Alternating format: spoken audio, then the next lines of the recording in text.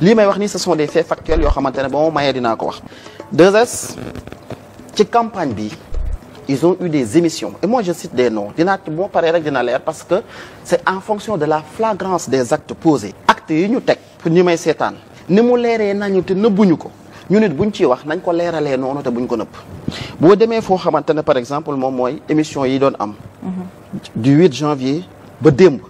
vendredi 21 invité nañ fi Mame Mbaye Niang Cheikh Bakhoum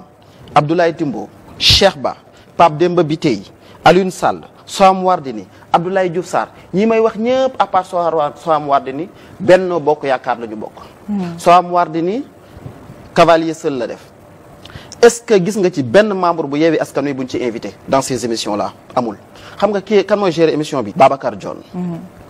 buñ génnee foofu ba tey dama lay wax parce que il faudrait que ñu dem ci sur les faits ñu dem ci lii quotidien bi nga xamante ne moom lañ doon wax lii quotidien dama lay wax yi nga xamante ne également moo fi am buñ demee ci le samedi 8 janvier jour bi nga xamante ne élection yi ci la ci ji lii quotidien dafa titré Abdoulaye Diouf Sarr nga continuer dem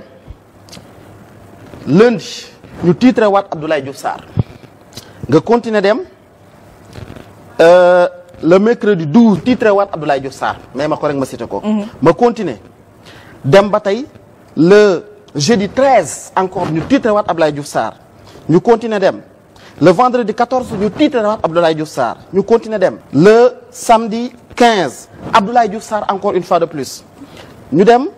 le lundi 17 Abdoulaye Diouf Sarr encore une fois de plus le mardi 18 Abdoulaye Diouf Sarr encore une fois de plus lii yëpp encore c'est Babacar Dione. J'ai pris ma responsabilité de venir et de discuter sur des sujets yoo xamante ne li ma wax nii c'est factuel nekkul loo xamante ne honnêtement lii ma wax nii luñ mën a laal la ñi may seetaan ñëpp nañu dem sur la page Facebook de lii quotidien dinañ ko gis encore que bu ñu nekkee ci période de campagne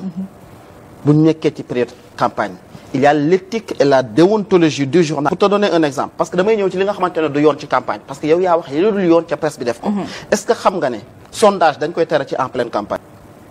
journaliste buy doyen si tant est que nga nekk journaliste bu sérieux xam nga ko boo ko xamulee cela veut dire que tu n'es pas un journaliste sérieux soit sérieux wul mu def ko soit mu xam ko tay ko def ko sondage dañ koy tere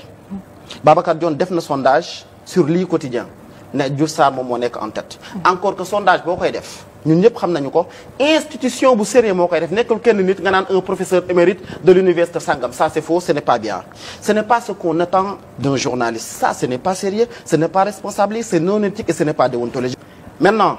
qualificatif yooyu ma jox fee yi day rapporté wu auteuru fee yi te auteuru fee yi nit la koo xamante ne mi ngi fii xam nga la laadul nangu demain ce même auteur de ces faits moom moo nar a toog ci média fii di analyser il analyse quoi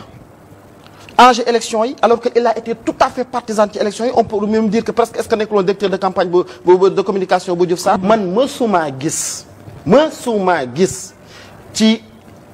campagne bu mu mënti doon un journal boo xamante ne c'est 14 jours de campagne les 10 jours titres yi nga jox ko kenn nit les faits nag on ne les qualifie pas on pointe du doigt ne lii faits yi la moom la def lii nag par déduction ça c'est ma responsabilité ma ne faits yi c'est non éthique ko def amul éthique ko def amul déontologie